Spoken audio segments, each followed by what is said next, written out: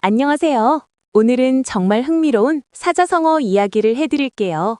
바로 오월동주의 유래입니다. 자, 상상해보세요.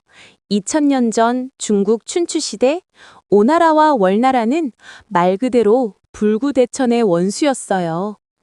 오나라 왕 부차는 자기 아버지를 죽인 월나라 왕 구천에게 복수하기 위해 밤낮으로 고민했고, 두 나라 사람들은 서로를 보기만 해도 이를 갈았죠. 그런데 어느 날 기상천외한 일이 벌어졌어요. 오나라 사람 한 명과 월나라 사람 한 명이 우연히 같은 배에 타게 된 겁니다. 아이고, 이거 큰일 났네요. 두 사람은 서로를 쳐다보기만 해도 눈에서 불이 뿜어져 나올 지경이었죠. 그런데 갑자기 하늘에서 검은 구름이 몰려오고 강물이 거세게 일기 시작하더니만 태풍이 배를 덮친 겁니다. 살려주세요! 배가 산산조각 날 위기에 처하자 두 사람은 깜짝 놀라 서로를 바라봤어요. 그 순간 기적 같은 일이 일어났어요. 원수였던 두 사람은 서로의 손을 잡고 외쳤죠. 빨리 같이 배를 저어야 해! 그들은 과거의 원한을 모두 잊고 한마음으로 노를 저었고 마침내 무사히 무태에 도착할 수 있었습니다. 이 이야기에서 오월동주가 태어났어요. 원수 같은 오나라와 월나라 사람도 같은 배를 타게 되면 서로 돕는다는 뜻이죠. 지금도 비즈니스나 국제관계에서 우리 지금 오월동주 상황이네 라며 협력을 강조할 때 사용한답니다. 정말 재미있지 않나요? 위기 상황에서는 원수도 친구가 될 수 있다는 깊은 교훈을 주는 이야기입니다. 안녕하세요. 오늘은 사볼급설이라는 흥미로운 고사성어 이야기를 들려드릴게요. 옛날 위나라에 극자성이라는 대부가 있었어요. 하루는 공자님의 제자인 자공에게 궁금한 게 있었죠. 자공아, 군자에 대해 네 스승님께서는 어떻게 가르치시더냐고 물었어요. 자공은 빙그레 웃으며 대답했죠. 아, 그거요? 스승님께서는 내 필에 말이 끄는 수레도 혀에 미치지 못한다고 가르치셨어요. 와, 엄청난 비유죠? 한 번 내뱉은 말은 아주 빠른 말 네 필이 끄는 수레로도 따라잡을 수 없다는 뜻이에요. 훗날 송나라의 유명한 학자 구양수도 이 말을 인용했어요. 한마디의 말이라도 한 번 입을 떠나면 네 필의 말이 끄는 수레로도 쫓기 어렵다고 쓰셨죠. 정말 멋지지 않나요? 한 번 뱉은 말은 다시 주워 담을 수 없다는 깊은 진리를 전해주고 있어요. 그래서 우리는 말을 할 때 항상 신중해야 한답니다. 여러분도 오늘부터 사불급설을 기억하며 말의 무게를 느껴보세요. 오늘은 살신성인이라는 고사성어 이야기를 해볼게요.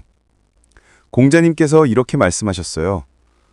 뜻있는 선비와 어진 사람은 살기 위해 인을 해치지 않고 오히려 목숨을 버려서라도 인을 이룬다. 여기서 지사는 도의의 뜻을 둔 사람, 인은 어진 덕을 갖춘 사람을 말해요. 이들에게 목숨은 소중하지만 그보다 더 소중한 것이 바로 지조와 인의랍니다. 마치 옛날 충신들이 나라를 위해 목숨을 바친 것처럼 말이죠. 현대로 비유하자면 정직한 원리사가 거액의 뇌물을 받지 않고 직장을 그만두는 것, 용감한 소방관이 불 속에서 사람을 구하다 목숨을 잃는 것도 살신성인의 마음가짐과 비슷하답니다. 살신성인은 단순히 목숨을 버리는 게 아니라 더 큰 가치를 위해 자신을 희생하는 아름다운 마음을 의미한다는 점 꼭 기억해 주세요. 전환경제 때 두영과 전분이라는 두 신하가 있었어요. 이 둘은 황제의 마음에 들기 위해 치열한 경쟁을 벌이고 있었죠. 그런데 어느 날 아주 사소한 일로 시비가 붙게 되었어요. 황제는 도대체 누가 옳은 거야? 라고 판단을 내려야 했죠. 황제는 먼저 어사대보 한안국에게 물었어요. 한안국, 너는 이 일에 대해 어떻게 생각하나? 그런데 한안국은 이건 판단하기가 좀 곤란하네요. 라며 얼버무렸어요. 황제는 다시 국내 대신 정에게 물었지만 그 역시 분명한 대답을 회피했죠. 황제는 화가 치밀어 오르며 어찌 국내 대신을 감당하겠느냐? 일족을 멸하겠다! 라고 소리치며 크게 노했어요. 이 광경을 본 전부는 부끄러워하며 사임하고 말았죠. 그리고는 회피했던 한한국을 불러 그대는 구멍에서 머리만 내민 쥐처럼 엿보기만 하고 시비곡직이 분명한 이를 얼버무리는가? 라고 쏘아붙였답니다. 바로 이 이야기에서 수서양단이라는 고사성어가 유래되었어요. 쥐가 구멍에서 머리를 내밀었다가 다시 숨기를 반복하듯 결정을 내리지 못하고 양쪽으로 기회를 보는 모습을 비유한 거죠. 자, 오늘은 계륵이라는 흥미로운 고사성어 이야기를 해볼까요? 삼국시대로 거슬러 올라가 보겠습니다. 유비가 익주를 차지하고 한중까지 평정한 뒤 위나라의 조조와 대치하게 되었습니다. 그런데 이 전쟁이 생각보다 길어지기 시작했어요. 몇 달이 지나도록 승부가 나지 않자 양측 모두 지쳐가고 있었죠. 유비 군대는 제갈량의 철저한 준비 덕분에 식량과 보급이 풍부했지만 조조 군대는 사정이 달랐습니다. 병참을 소홀히 한 탓에 내부 질서가 무너지고 탈영병까지 속출해서 공격도 수비도 제대로 할 수 없는 난처한 상황에 빠졌죠. 어느 날 한 참모가 후퇴해야 할까요? 라고 묻자 조조는 닭고기를 뜯으면서 닭갈비 하고 중얼거렸습니다. 그게 전부였죠. 그런데 이 말을 듣고 주부 양수가 갑자기 철수 준비를 서두르기 시작했습니다. 다른 참모들이 놀라 무슨 일입니까? 라고 묻자 양수는 이렇게 설명했어요. 닭갈비는 먹으려고 해도 얼마 안 나오고 그렇다고 버리기도 아까운 거잖아요. 승상께서 한중을 바로 그런 상황에 비유하신 겁니다. 곧 철수하실 거라고요. 정말 그랬을까요? 다음날 조조는 과연 철수 명령을 내렸습니다. 이렇게 계륵은 버리기도 아깝고 가지기도 곤란한 상황을 의미하는 고사성어가 되었습니다. 여러분의 인생에서도 계륵 같은 순간이 있나요? 자, 오늘은 계륵이라는 흥미로운 고사성어 이야기를 해볼까요? 삼국시대로 거슬러 올라가 보겠습니다. 유비가 익주를 차지하고 한중까지 평정한 뒤 위나라의 조조와 대치하게 되었습니다. 그런데 이 전쟁이 생각보다 길어지기 시작했어요. 몇 달이 지나도록 승부가 나지 않자 양측 모두 지쳐가고 있었죠. 유비 군대는 제갈량의 철저한 준비 덕분에 식량과 보급이 풍부했지만 조조 군대는 사정이 달랐습니다. 병참을 소홀히 한 탓에 내부 질서가 무너지고 탈영병까지 속출해서 공격도 수비도 제대로 할 수 없는 난처한 상황에 빠졌죠. 어느 날 한 참모가 후퇴해야 할까요? 라고 묻자 조조는 닭고기를 뜯으면서 닭갈비 하고 중얼거렸습니다. 그게 전부였죠. 그런데 이 말을 듣고 주부 양수가 갑자기 철수 준비를 서두르기 시작했습니다. 다른 참모들이 놀라 무슨 일입니까? 라고 묻자 양수는 이렇게 설명했어요. 닭갈비는 먹으려고 해도 얼마 안 나오고 그렇다고 버리기도 아까운 거잖아요. 승상께서 한중을 바로 그런 상황에 비유하신 겁니다. 곧 철수하실 거라고요. 정말 그랬을까요? 다음날 조조는 과연 철수 명령을 내렸습니다. 이렇게 계륵은 버리기도 아깝고 가지기도 곤란한 상황을 의미하는 고사성어가 되었습니다. 여러분의 인생에서도 계륵 같은 순간이 있나요? 후한말 환제 때 환관들의 횡포가 극심했어요. 이런 부패한 공정 속에서 이응이라는 정의로운 관료가 있었죠. 그는 항상 고결한 품행으로 세상 사람들의 존경을 받았답니다. 사람들은 천하의 모범은 이원예라고 칭송했어요. 특히 젊은 관료들은 이응의 추천을 받는 것을 최고의 명예로 여겼죠. 이것을 바로 등용문이라고 불렀어요. 용문은 황하 상류의 아주 급한 여울인데 여기를 오르는 물고기는 용으로 변한다는 전설이 있어요. 마치 이 어려운 관문을 통과하면 입신 출세하는 것처럼 말이죠. 반대로 실패한 사람들은 점액이라 불렀는데 이는 용문에 오르려다 이마를 다치고 따내려가는 물고기를 뜻한답니다. 등용문, 바로 성공의 관문을 의미하는 고사성어였습니다. 안녕하세요. 오늘은 난형, 난제라는 고사성어의 유래를 함께 알아보겠습니다. 옛날 중국 진나라 시대에 진식이라는 어진 현자가 있었습니다. 그에게는 진기와 진심이라는 두 아들이 있었는데 두 형제 모두 학식이 높고 덕망이 깊어 사람들이 삼군자라 불릴 정도였답니다. 이윽고 진기에게는 진군이라는 아들이, 진심에게는 진충이라는 아들이 태어났습니다. 이 사촌 형제들도 아버지들을 닮아 모두 훌륭한 인물로 자랐는데 어느 날 두 사람은 아주 흥미로운 논쟁을 벌이게 됩니다. 우리 아버지 진공자의 학식과 동망이 더 뛰어나! 진군이 자신감 있게 말했습니다. 무슨 소리야? 우리 아버지 진경자의 지혜와 인품이 더 깊어! 진충이 맞섰습니다. 두 사촌은 서로 자기 아버지의 공덕이 더 훌륭하다고 주장하며 하루 종일 논쟁했지만 결말이 나지 않았습니다. 결국 그들은 할아버지 진식에게 찾아가 판결을 내려달라고 요청했습니다. 할아버지 진식은 두 손자의 얼굴을 번갈아 보더니 깊은 미소와 함께 이렇게 말했습니다. 원방도 형이 되기 어렵고 개방도 동생이 되기 어렵구나. 즉, 두 아들 중 누가 형이고 누가 동생이라고 하기 어려울 정도로 둘 다 뛰어나다는 의미였습니다. 이처럼 두 사람이나 사물의 실력, 능력, 가치 등이 비슷하여 어느 쪽이 더 나은지 판단하기 어려운 상황을 난형, 난제라고 표현하게 된 것입니다. 여러분 주변에도 이렇게 누가 더 낫다고 말하기 어려운 뛰어난 분들이 계신가요? 그렇다면 바로 난형, 난제라는 표현을 사용하시면 됩니다. 오늘의 고사성어 이야기는 여기까지입니다. 여러분, 오늘은 정말 대단한 이야기를 들려드릴게요. 견금여석. 이 희귀한 말은 우리나라 최고의 장군 최영 장군에게서 시작되었답니다.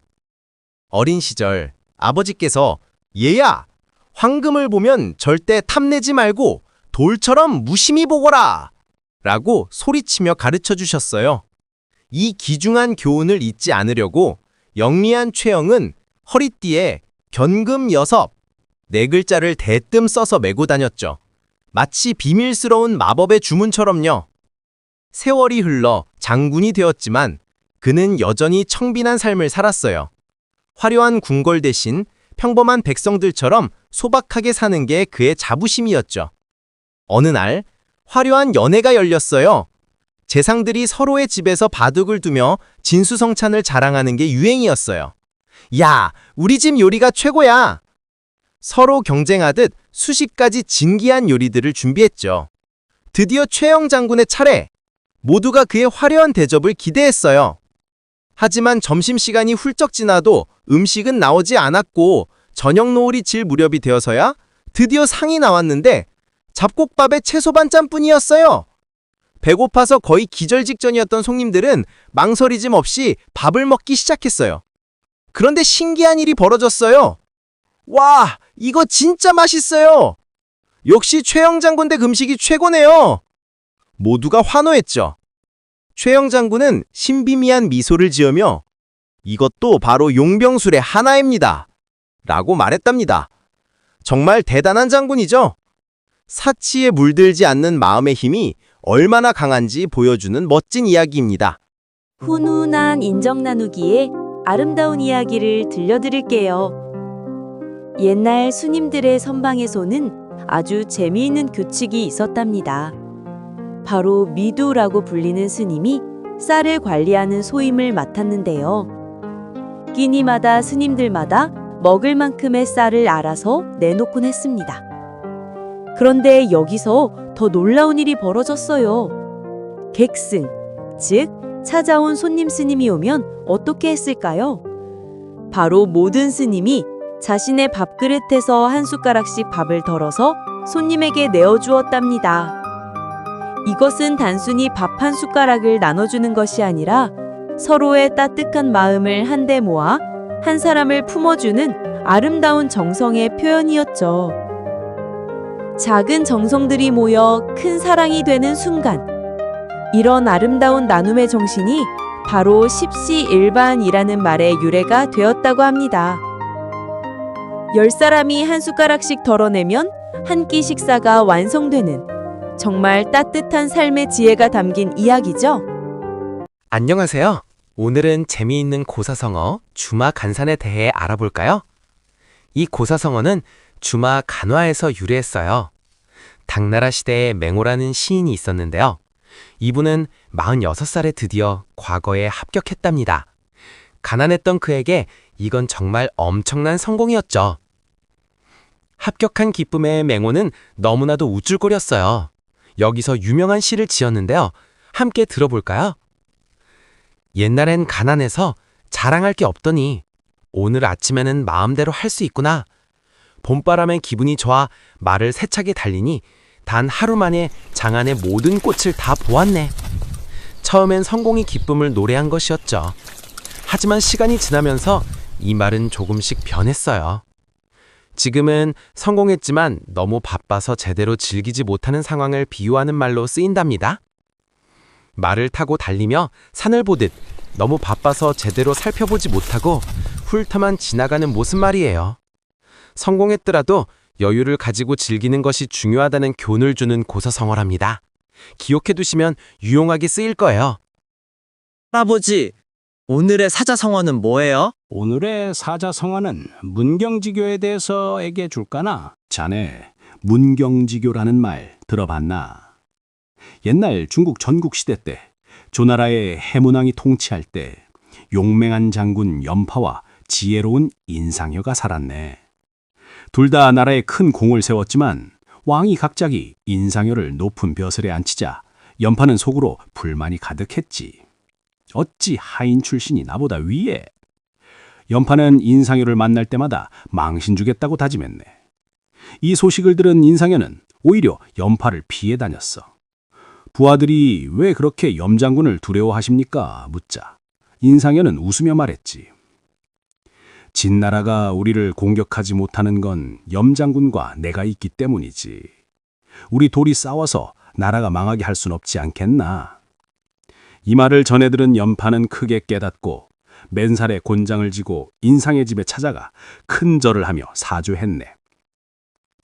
제가 어리석어 장군의 넓은 아량을 몰랐습니다. 그렇게 둘은 죽음까지도 같이 할 수 있는 진정한 친구, 문경지우가 되었다네. 진짜 친구란 게 뭔지 잘 보여주는 아름다운 이야기지 않겠나, 꼬마야.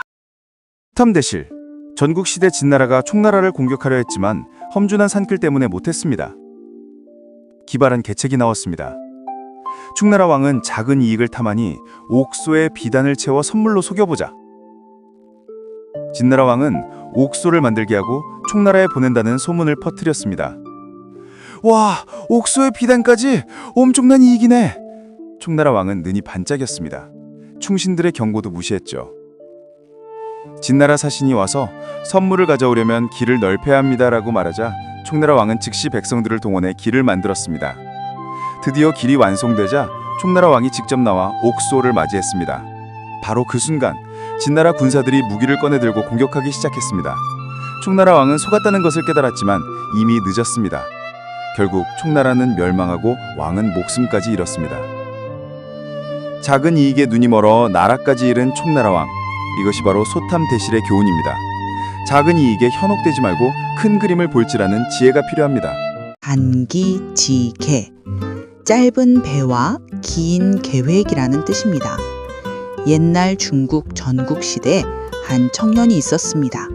바로 훗날 성인이 될 맹자였죠.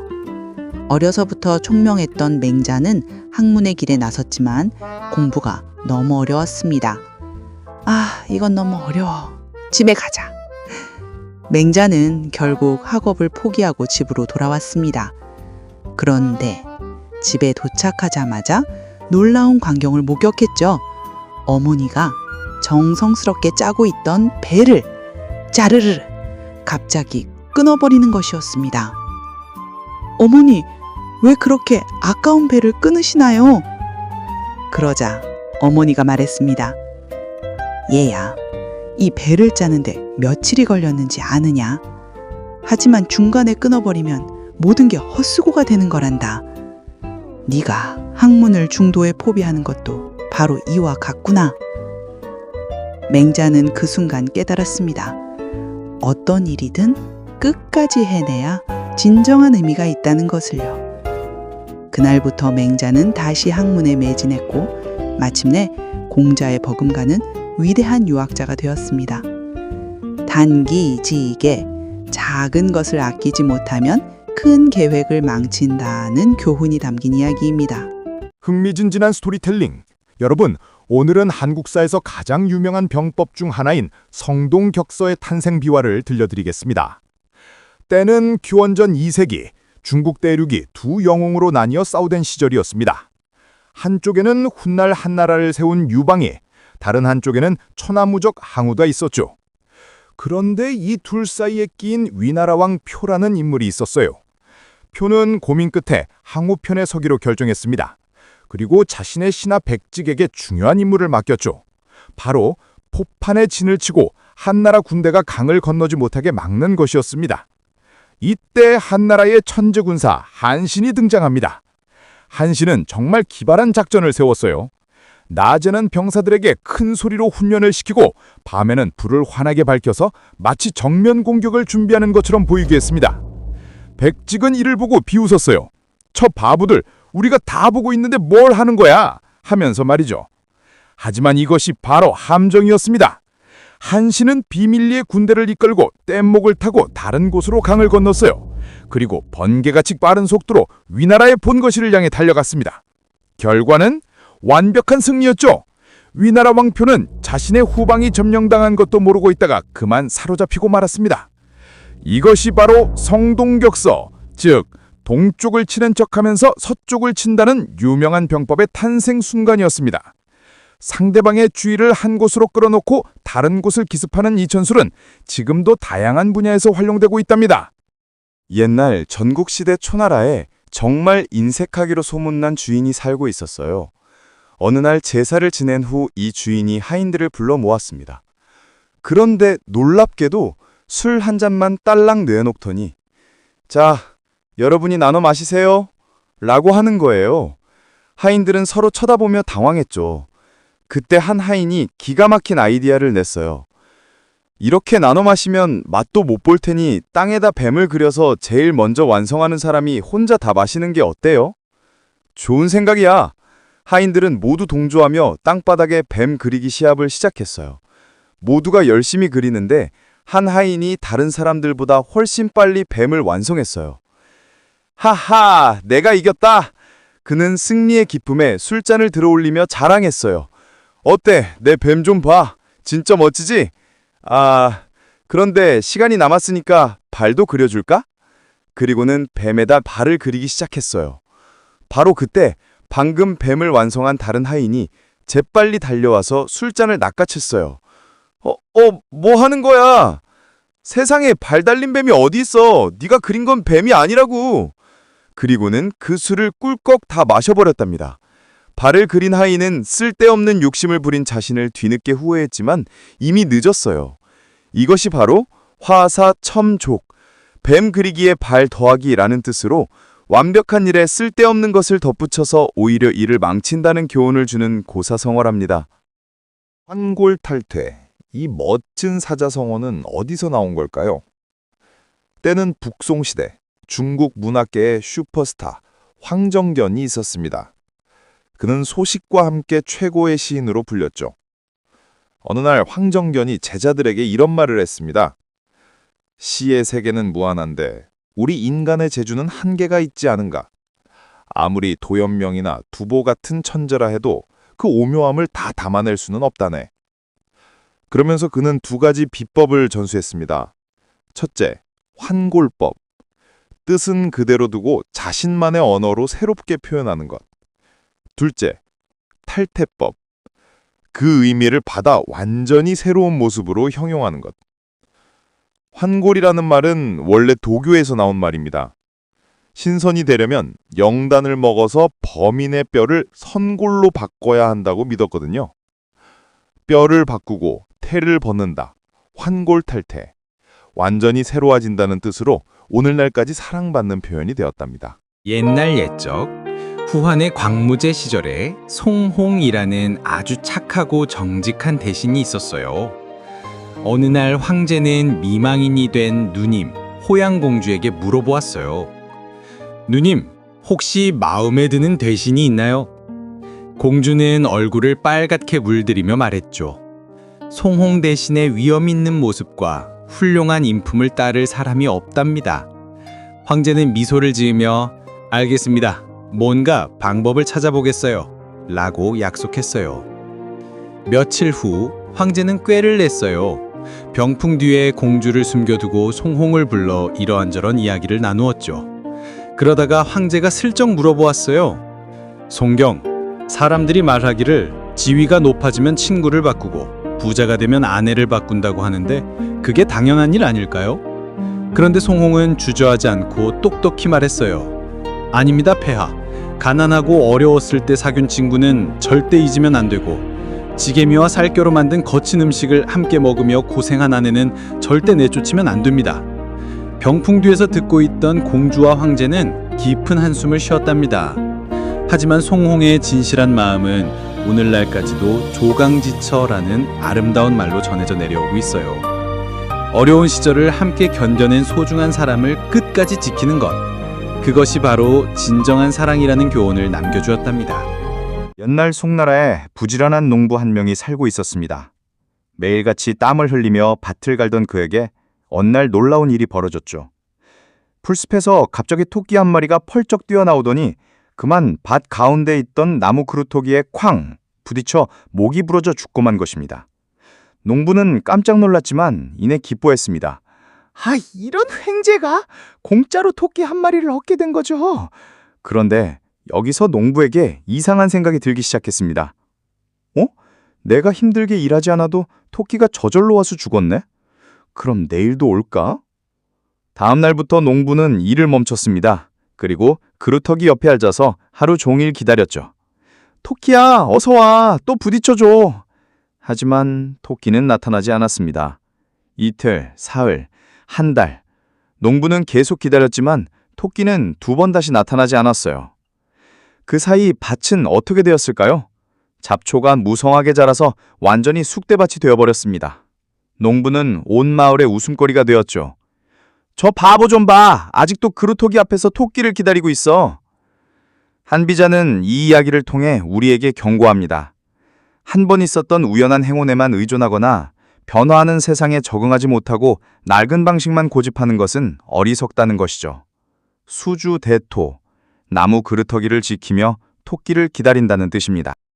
좋은 모우, 아침엔 구름, 저녁엔 비가 된다는 뜻의 이 고사성어에는 아름답고 신비로운 사랑 이야기가 숨어 있습니다. 옛날 중국 초나라 회왕이 고당이라는 곳에서 놀고 있을 때의 일입니다. 어느 날 밤 회왕은 꿈속에서 한 아름다운 여인을 만나게 되었습니다. 그 여인은 세상 그 누구보다도 아름답고 신비로웠죠. 두 사람은 꿈속에서 달콤한 사랑을 나누었습니다. 하지만 모든 꿈이 그렇듯 깨어날 시간이 다가왔습니다. 헤어질 시간이 되자 여인이 말했습니다. 저는 이제 떠나야 합니다. 하지만 걱정하지 마세요. 아침에는 구름이 되어 당신을 지켜보고 저녁에는 비가 되어 당신 곁에 머물겠습니다. 양대 밑에서 항상 당신을 기다리고 있을게요. 회왕이 꿈에서 깨어나 양대 쪽을 바라보니 정말 신기한 일이 벌어졌습니다. 아침마다 신비로운 안개가 피어오르고 저녁이면 어김없이 구름이 끼어 있는 것이었습니다. 이것이 바로 좋은 모우, 아침 구름 저녁 비의 유래입니다. 꿈속의 사랑도 이토록 아름다울 수 있다는 걸 보여주는 낭만적인 이야기이지요. 여러분, 지금부터 들려드릴 이야기는 정말 가슴 아픈 충신의 이야기입니다. 바로 문전성시의 진짜 유래 말이에요. 때는 중국 한나라, 에제라는 어린 황제가 있었어요. 겨우 20살도 안 된 나이에 황제가 되었지만 사실 진짜 권력은 외척들이 쥐고 있었죠. 말 그대로 꼭두각시 황제였어요. 그런데 이 어린 황제에게는 정숭이라는 정말 훌륭한 신하가 있었어요. 이 정숭, 정말 대단한 사람이었거든요. 백성들이 어려운 일이 있으면 모두 정숭을 찾아왔어요. 그래서 정숭의 집 앞은 항상 사람들로 북적북적했죠. 마치 명동거리처럼 말이에요. 처음에는 에제도 정숭의 말에 귀를 기울였어요. 아, 정숭이 하는 말이 맞네 하면서 말이죠. 하지만 문제가 생겼어요. 외척들이 화가 난 거예요. 야, 황제가 우리 말보다 정숭 말을 더 듣냐? 그래서 점점 압박을 가하기 시작했죠. 그러자 어린 에제는 어떻게 했을까요? 귀찮아하기 시작한 거예요. 아, 정숭아, 요즘 너무 바빠서 못 만나겠어. 바로 그때 간신들이 기회를 놓치지 않았어요. 폐하, 정숭의 집을 보세요. 저기가 시장인가요? 집인가요? 사람들이 저렇게 몰려드는 건 분명 뭔가 꾸미고 있는 거예요. 결국 에제가 정숭을 불러서 화를 냈어요. 야, 정숭아, 니네 집이 시장이냐? 왜 사람들이 저렇게 몰려드는 거야? 혹시 나를 배신하려고 하는 거 아니야? 그때 정숭이 정말 명답을 했어요. 폐하, 제 집은 시장처럼 시끄럽습니다. 하지만 제 마음은 맑은 물처럼 깨끗합니다. 와, 정말 멋진 대답 아닌가요? 하지만 애제는 이 말을 믿지 않았어요. 결국 정숭을 감옥에 가두었고 정숭은 억울하게 죽고 말았죠.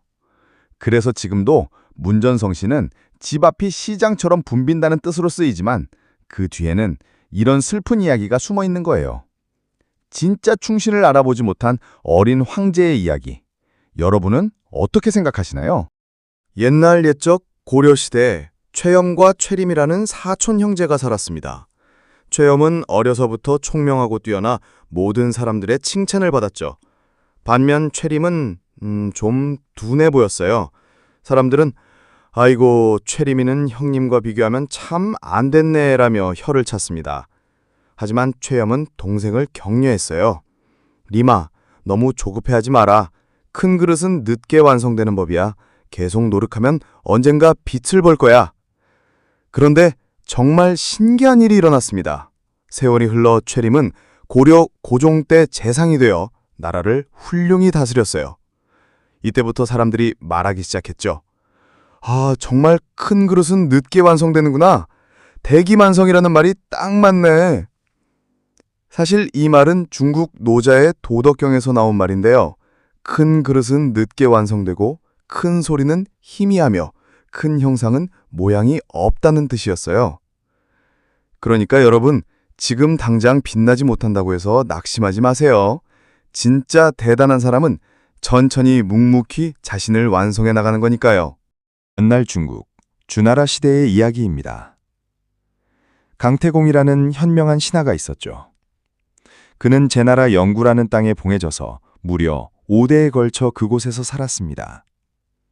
하지만 그가 죽을 때는 어디로 갔을까요? 바로 주나라로 돌아가 장례를 치렀습니다. 왜 그랬을까요? 당시 군자들은 이렇게 말했습니다.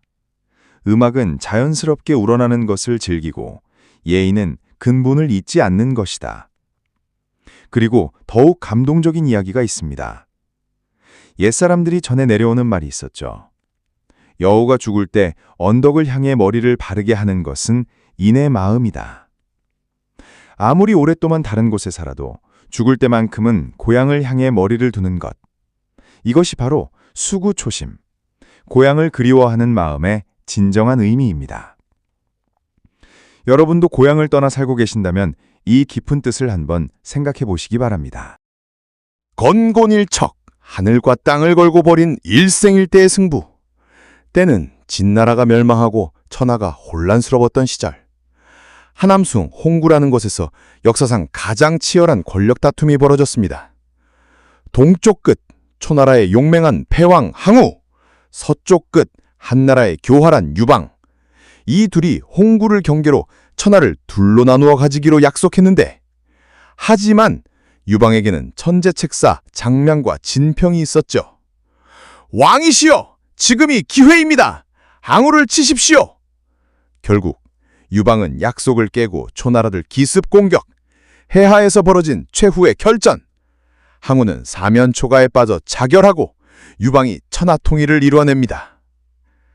훗날 당나라의 대문호 한유가 이곳을 지나며 감탄했죠. 용과 범이 지쳐 강가에서 천하를 나누니 억만 백성의 생명이 오직 한 번에 주사위 던지기에 달렸구나.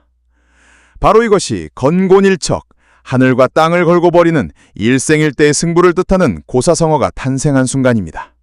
옛날 중국 춘추시대, 권력을 둘러싼 치명적인 배신의 드라마가 펼쳐집니다. 함려라는 야심찬 남자가 있었죠. 그는 자객 전제를 시켜 오나라 왕을 암살하고 왕위를 차지했습니다. 이때 오자서라는 충신이 전제를 천거한 공로로 대부가 되었어요. 그런데 오자서가 한 가지 큰 실수를 저질렀습니다. 초나라에서 망명온 백비라는 자를 믿고 함께 정치를 하게 된 거예요. 동료 피리가 경고했습니다. 백비를 한 번 본 것뿐인데 왜 그렇게 신용하시오? 오자서는 자신만만하게 대답했죠. 그와 나는 같은 원한을 가지고 있소. 같은 병을 앓는 자는 서로를 불쌍히 여기고 함께 걱정한다는 말이 있지 않소. 하지만 이것이 그의 치명적인 착각이었습니다. 결국 백비는 월나라에 매수되어 오자서를 모함했고 오자서는 비참하게 죽음을 맞이하게 됩니다. 같은 처지라고 해서 반드시 같은 마음은 아니라는 뼈아픈 교훈을 남긴 동변상련의 이야기였습니다. 옛날 조선시대에 한 마을에 교활한 도둑이 살고 있었습니다. 어느 날 밤 이 도둑은 부잣집에 몰래 들어가 값비싼 물건들을 훔쳤어요. 그런데 갑자기 집주인이 나타났습니다. 도둑이야! 잡아라! 집주인이 소리쳤죠. 그런데 놀랍게도 도둑은 도망가면서 되레 집주인을 향해 소리쳤습니다. 당신이야말로 나쁜 사람이야! 왜 나를 괴롭히는 거야? 이 모습을 본 마을 사람들은 기가 막혔어요. 도둑질을 한 자가 오히려 피해자인 척하다니. 바로 이런 상황을 두고 조선시대 학자 이호균이 적반하장이라는 말을 만들었습니다. 한자로 도둑적, 되돌릴 반, 멜하, 막대기 장을 써서 도둑이 되레 매를 든다는 뜻이죠. 현재도 잘못한 사람이 오히려 당당하게 따지거나 화를 낼 때 적반하장이다 라고 말합니다. 정말 뻔뻔한 상황을 딱 맞게 표현한 사자성어네요. 후한 말기, 천하가 어지러운 시대였습니다. 왕망의 폭정으로 백성들이 고통받고 있을 때 한 영웅이 나타났죠. 바로 유수, 훗날 광무제가 될 인물이었습니다. 이때 경험이라는 장군이 있었는데요. 그는 자신의 부하들과 함께 유수의 편에 서기로 결심했습니다. 하지만 문제가 생겼어요. 부하들이 갑자기 변심한 거죠. 장군님, 우리 차라리 왕랑에게 붙는 게 어떨까요? 그쪽이 더 안전할 것 같은데. 이 말을 들은 경험의 얼굴이 벌겋게 달아올랐습니다. 그리고는 이렇게 호통을 쳤죠. 뭐라고? 왕랑의 오합지중을 치는 것은 썩은 나무를 꺾는 것과 같다. 까마귀 떼처럼 질서도 없이 모인 그런 무리가 뭐 대단하다고. 여기서 오합지중이란 까마귀들이 우르르 몰려다니듯 질서 없이 모인 무리를 뜻했어요. 시간이 흘러 이 말이 오합지졸로 변화했고 오늘날까지 훈련되지 않은 군대나 단결력 없는 집단을 가리키는 말로 쓰이고 있답니다. 옛날 당나라 시대 고변이라는 시인이 있었습니다. 어느 봄날 그는 은둔하며 사는 친구를 찾아 나섰지요. 산길을 오르며 친구의 집을 찾았지만 아쉽게도 친구는 집에 없었습니다. 실망한 고변은 혼자 산 아래로 내려오게 되었어요. 그런데 길을 걸으며 문득 이런 광경을 보게 됩니다.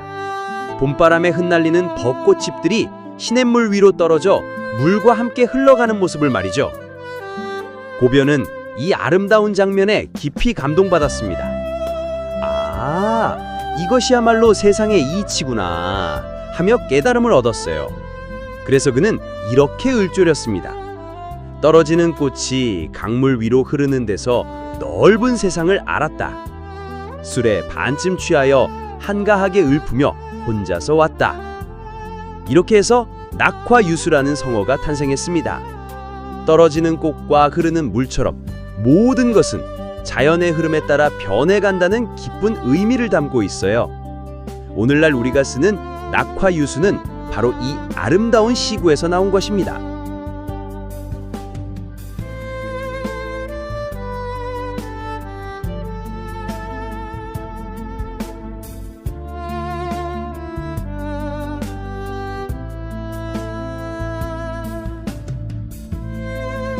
옛날 중국의 어느 마을에서 일어난 이야기예요. 한 농부가 자신의 배나무 밭을 정성스럽게 가꾸고 있었는데 어느 날 아침 일어나 보니 탐스럽게 익은 배 하나가 떨어져 있었어요. 그런데 바로 그 순간 위를 보니까 까마귀 한 마리가 날아가고 있었죠. 농부는 화가 머리끝까지 났어요. 저 까마귀가 내 소중한 배를 따먹었구나 하면서 말이에요. 하지만 사실 까마귀는 그냥 지나가던 길이었고 배는 저절로 익어서 떨어진 거였답니다. 완전히 억울한 누명을 쓴 거죠. 바로 이런 일화에서 오비일학이라는 말이 생겨났어요. 오는 까마귀 오, 비는 날비, 이는 배이, 락은 떨어질 락이에요. 까마귀 날자 배 떨어진다는 뜻이죠. 그래서 우리 조상들은 이런 교훈을 남겼어요. 오이밭에서는 신발도 고쳐 신지 말고 오얏나무 아래서는 갓도 고쳐 쓰지 마라. 왜냐하면 농부가 보기에는 오이나 자두를 훔치는 것처럼 보일 수 있거든요. 결국 오비일학은 우연히 동시에 일어난 일로 억울한 의심을 받게 된다는 뜻이에요. 그러니까 애초에 남의 오해를 살 만한 행동은 하지 않는 게 좋다는 지혜로운 가르침이랍니다. 지금부터 들려드릴 이야기는 중국 역사상 가장 끈질긴 복수국 중 하나입니다. 초나라 평왕 시절 비묵이라는 간신이 있었습니다.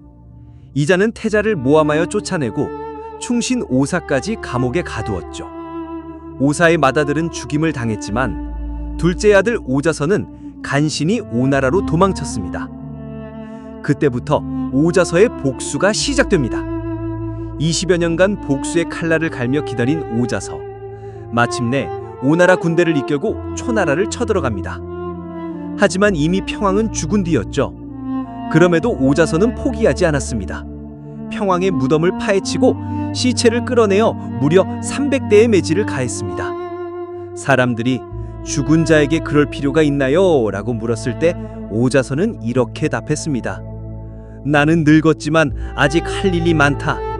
이것이 바로 일모를 일, 도끼도 원한 원, 일모도원의 유래입니다. 죽어서도 원한을 갚겠다는 무서운 복수심을 뜻하는 고사성어죠. 여러분, 초미지급이라는 말 들어보셨나요? 눈썹이 타는 것처럼 정말 급박한 상황을 표현하는 고사성어예요. 이 말의 유래가 정말 흥미롭답니다. 당나라 시대 불해선사라는 엄청난 고승이 있었어요. 그의 수행과 지혜는 당대 어떤 스님보다도 뛰어나다고 인정받았죠. 워낙 현명하다 보니 많은 제자들이 찾아와 질문을 했어요. 어느 날 한 제자가 아주 근본적인 질문을 던집니다. 선사님, 이 세상에는 다급한 일들이 참 많은데요. 그 중에서도 가장 다급한 상황은 대체 무엇일까요? 선사는 잠깐 깊이 생각하더니 정말 절묘한 답을 내놓았어요. 그것은 바로 눈썹을 태우는 일이다. 아, 정말 기가 막힌 비유 아닌가요? 눈썹에 불이 붙으면 얼마나 급하겠어요. 당장 손으로 끄지 않으면 큰일 나잖아요. 이 지혜로운 말이 처음엔 화소미모, 즉 불이 눈썹을 태운다 였어요. 그것이 소미지급으로 바뀌고 마침내 오늘날 우리가 쓰는 초미지급이 되었답니다. 정말 급한 상황이 생기면 아, 이거 완전 초미지급이네 라고 써보세요.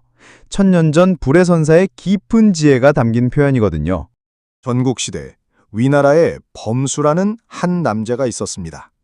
그는 중대부 수가의 부하로 일하며 평범한 삶을 살고 있었지요. 어느 날 범수는 상관의 명령으로 제나라로 출장을 떠났습니다. 하지만 운명의 함정이 기다리고 있었어요. 그곳에서 범수는 억울한 누명을 쓰게 되었습니다. 상관 수가는 이를 빌미로 범수를 미워하기 시작했고 급기 아크를 죽이려 했어요. 이제 끝이구나. 절망에 빠진 범수는 감옥에 갇혔습니다. 하지만 포기하지 않았어요. 간신히 탈옥에 성공한 범수, 그때 운명적인 만남이 기다리고 있었습니다. 마침 위나라를 방문했다가 돌아가는 진나라 사신 왕계를 만나게 된 거죠. 왕계는 범수의 재능을 알아보고 그를 도와주었습니다. 범수는 장록이라는 새로운 이름으로 진나라로 망명을 떠났어요. 왕계는 진나라 왕에게 이렇게 말했습니다. 폐하, 장록 선생은 천하에 뛰어난 인재입니다. 그가 말하길 지금 진나라의 상황은 마치 달걀을 높이 쌓아놓은 것 같이 위험하다고 합니다. 바로 이것이 누란지위, 달걀을 쌓아놓은 듯한 위험한 상황이라는 뜻이죠. 하지만 그를 받아들인다면 진나라는 평안을 유지할 수 있을 것입니다. 결국 범수는 진나라에서 크게 활약하며 대외 정책의 핵심 인물이 되었답니다. 위기가 곧 기회가 된 셈이죠. 달걀처럼 위태로운 상황도 지혜롭게 헤쳐나가면 새로운 길이 열린다는 교훈을 남겨주는 이야기입니다. 옛날 중국에 백유라는 아주 효성스러운 아들이 있었습니다. 어느 날 백유가 실수를 저질러서 어머니께서 화가 나셨어요. 어머니는 평소처럼 회초리를 들어 백유를 혼내셨죠. 그런데 이상한 일이 일어났습니다. 평소에는 매를 맞아도 꿋꿋하게 견디던 백유가 갑자기 눈물을 흘리기 시작한 거예요. 어머니는 깜짝 놀라셨습니다. 얘야, 지금까지 매를 맞을 때는 한 번도 울지 않았는데 오늘은 왜 우는 거니? 그러자 백유가 슬픈 표정으로 대답했어요. 어머니, 예전에는 매를 맞으면 정말 아팠습니다. 그런데 오늘은 전혀 아프지 않아요. 어머니의 기력이 많이 약해지신 것 같아서, 그래서 슬퍼서 우는 겁니다. 어머니는 아들의 깊은 효심에 감동받으셨답니다. 이것이 바로 백유읍장, 어머니의 건강을 걱정하는 아들의 마음을 담은 아름다운 이야기입니다. 결자해지, 이 말을 들어보셨나요? 조선시대 인조 때 홍만종이라는 학자가 있었습니다. 그는 순오지라는 책에서 이런 말을 남겼죠. 맺은 자가 그것을 풀고 일을 시작한 자가 마땅히 끝까지 책임져야 한다. 생각해보세요. 누군가 실을 엉클어뜨려 놨다면 그 사람이 직접 풀어야 하는 게 맞지 않을까요? 이 말은 단순히 실 엉킨 것만을 말하는 게 아닙니다. 인생에서 우리가 만든 문제는 우리가 해결해야 한다는 깊은 뜻이 담겨 있어요. 회사에서 실수를 했다면 결자해지, 친구와 다퉜다면 결자해지. 홍만종 선생은 이미 400년 전에 책임 있는 삶의 자세를 우리에게 가르쳐 주었던 거죠. 자신이 맺은 매듭은 자신이 푸는 것. 이것이 바로 결자해지의 참 뜻입니다. 옛날 어느 마을에 쥐들이 모여 살고 있었습니다. 하지만 무서운 고양이 때문에 매일매일이 공포의 연속이었죠. 어느 날 쥐들이 긴급 회의를 열었습니다. 이대로는 안 되겠어. 뭔가 대책을 세워야 해. 그때 한 똑똑한 쥐가 번뜩이는 아이디어를 내놓았습니다. 고양이 목에 방울을 달면 어떨까? 그러면 고양이가 오는 소리를 미리 들을 수 있잖아. 와, 정말 좋은 아이디어야. 천재적이야. 쥐들은 모두 박수를 쳤습니다. 하지만 잠시 후 조용해진 회의장에서 한 늙은 쥐가 조심스럽게 물었습니다. 그런데 누가 그 무서운 고양이 목에 방울을 달러 갈 건데? 쥐들은 서로를 바라보며 입을 다물었습니다. 아무도 나서지 않았죠. 이렇게 해서 묘항현령, 즉 고양이 목에 방울 달기는 좋은 계획이지만 실행하기 어려운 일을 뜻하는 고사성어가 되었습니다. 촌철살인. 손가락 한마디만한 작은 칼이 어떻게 사람을 죽일 수 있을까요? 남송시대 나대경이라는 학자가 밤마다 손님들과 이야기꽃을 피웠습니다. 그 중에서도 가장 인상 깊었던 것은 종고선사의 이야기였죠. 어느 날 한 제자가 종고선사에게 물었습니다. 스승님, 무기는 많을수록 좋은 것 아닙니까? 칼도 많고 창도 많으면 더 강하지 않을까요? 종고선사가 웃으며 대답했습니다. 어리석구나. 무기 한 수레를 가져와도 마음이 어지럽고 정신이 산만하면 소용없느니라. 하지만 한치도 안 되는 작은 칼 하나라도 번뇌를 없애고 정신을 집중한 사람이 있으면 그것으로도 충분히 사람을 죽일 수 있다. 제자가 고개를 갸웃거렸습니다. 작은 칼로요? 어떻게 그럴 수 있을까요? 선사가 눈을 반짝이며 설명했습니다. 진정한 무기는 칼이 아니라 마음이니라. 깨달음을 얻고 정신을 집중한 한마디 말은 사람을 죽음에서 구해내기도 하고 때로는 죽게 만들기도 한다. 이것이 바로 촌철살인의 진정한 의미이니라. 그렇습니다. 가장 작은 것이 때로는 가장 큰 힘을 발휘하는 법이죠. 한마디 따뜻한 말이 사람의 마음을 움직이고 작은 진심이 세상을 바꾸는 것처럼 말입니다. 고려시대 무인 정권이 판치던 혼란스러운 시기였습니다. 그때 한 스님이 나타났으니 바로 진울 스님이었죠. 진울 스님은 생각했습니다. 이 어지러운 세상에서 불교 교단까지 썩어가고 있구나. 뭔가 새로운 방법이 필요해. 그래서 그가 내놓은 해답이 바로 도노점수였습니다. 도노점수란 무엇일까요? 도노는 갑자기 깨닫는다는 뜻이고 점수는 점진적으로 수행한다는 의미입니다. 쉽게 말해 아하, 순간 같은 깨달음이 먼저 온다는 거예요. 마치 전구의 불이 탁 켜지듯이 말이죠. 하지만 그 깨달음만으로는 부족합니다. 진짜 부처가 되려면 진심을 깨닫고 그 다음엔 꾸준히 노력해야 해. 이것이 진울스님의 철학이었습니다. 번개처럼 순간적인 깨달음과 물방울이 바위를 뚫듯 꾸준한 수행, 이 둘이 만나야 진정한 부처가 될 수 있다는 것이죠. 고려시대 혼란 속에서 탄생한 이 지혜는 오늘날까지도 우리에게 큰 교훈을 주고 있습니다. 사필귀정, 사비귀정. 이 고사성어에는 깊은 철학이 담겨 있습니다. 옛날 중국에서 한 현명한 관리가 있었습니다. 그는 늘 모든 일은 결국 올바른 길로 돌아간다고 믿었죠. 어느 날 탐욕스러운 관리가 백성들의 세금을 빼돌리며 부정을 저질렀습니다. 처음엔 아무도 모르는 듯했죠. 그 관리는 우쭐했습니다. 내가 얼마나 영리한가? 하지만 시간이 지나자 진실이 하나둘 드러나기 시작했어요. 백성들의 고발, 증거들의 발견, 결국 그 관리는 파면되고 감옥에 갇혔습니다. 이때 현명한 관리가 말했죠. 사필귀정이다. 모든 일은 결국 옳은 이치대로 돌아간다. 사는 이 세상의 모든 일, 정은 세상의 올바른 법칙을 뜻합니다. 거짓은 오래 갈 수 없고 진실은 언젠가 밝혀지며 정의는 반드시 승리한다는 뜻이죠. 오늘날에도 사필규정의 진리는 변하지 않습니다. 올바른 길을 걸어가는 사람에게는 반드시 좋은 결과가 따르게 마련이니까요. 옛날 중국 춘추시대 공자의 제자 중에 안회라는 청년이 있었습니다.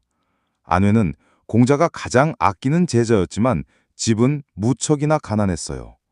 매일 대나무 광주리에 담은 밥 한 그릇과 박으로 만든 표주박에 든 물 한 잔이 전부였습니다. 그의 집이라고 해봐야 좁고 허름한 골목에 누추한 방 하나. 다른 사람들이라면 이런 궁핍함에 시름에 잠겼겠지만 안회는 달랐습니다. 어느 날 공자께서 제자들 앞에서 말씀하셨어요. 어질도다 안회여, 한 소쿠리 밥과 한 표주방 물로 사는 누추한 곳에서의 근심을 다른 사람들은 견디지 못할 것이다. 하지만 안회는 그런 환경 속에서도 자신의 즐거움을 잃지 않으니 참으로 어진 사람이로다. 안회에게는 학문을 배우는 기쁨과 도를 깨우치는 즐거움이 있었던 거죠. 물질적 풍요보다 정신적 만족을 우선시한 안회의 모습에서 우리는 진정한 행복이 무엇인지 배울 수 있습니다. 이것이 바로 단사표음, 검소하고 청빈한 생활을 뜻하는 고사성어의 유래입니다. 여러분, 오늘은 진정한 우정이 무엇인지 보여주는 감동적인 이야기를 들려드리겠습니다. 때는 당나라, 유종원이라는 관리가 유주자사로 임명되었습니다. 그런데 그의 절친한 친구 유몽득도 파주자사로 발령이 났어요. 문제는 여기서 시작됩니다. 파주는 당시 아주 궁벽한 변방이었거든요. 늙으신 어머니를 모시고 있던 유몽득에게는 정말 절망적인 소식이었습니다. 이 소식을 들은 유종원, 그는 눈물을 흘리며 이렇게 말했습니다. 파주는 너무 험한 곳이야. 어머님을 어떻게 모시고 갈 수 있겠어? 내가 대신 가겠다. 친구의 고통을 자신의 것으로 여긴 거죠. 이것이 바로 간과 담을 서로 보여주는 것 같은 진정한 우정, 간담상조입니다. 유종원이 세상을 떠난 후 한유는 이 감동적인 우정을 기리며 이렇게 썼습니다. 평소에는 모두가 간담상조를 외치지만 진짜 어려움이 닥쳤을 때 진정한 우정이 드러나는 법이다. 여러분도 그런 친구가 있나요? 아니면 누군가에게 그런 친구가 되어주고 계신가요? 옛날 당나라 시대에 장홍정이라는 무능하게 짝이 없는 관리가 있었어요. 이 사람 정말 무식하기로 소문이 났는데 그런데도 어떻게 높은 벼슬에 올랐을까요? 바로 아버지 덕분이었죠. 아버지 장현상이 조정에 큰 공을 세워놔서 그 백으로 승승장구한 거예요. 그런데 이 장홍정, 노룡이라는 곳의 절도사로 부임하게 되었어요. 절도사라면 군사들을 이끌고 나라를 지켜야 하는 중요한 자리인데 이 사람 하는 짓을 보세요. 부하들과 함께 고생은커녕 가마를 타고 놀러 다니기 바빠요. 군사들은 힘들게 훈련하는데 혼자서만 호의호식하면서 오만하게 굴었거든요. 당연히 부하들 불만이 폭발했죠. 그런데 이때 장홍정이 한 말이 정말 가관이에요. 천하가 평화로운데 너희들이 활 쏘고 무술 연습하는 건 한 문짝 정자 하나 아는 것만도 무타다.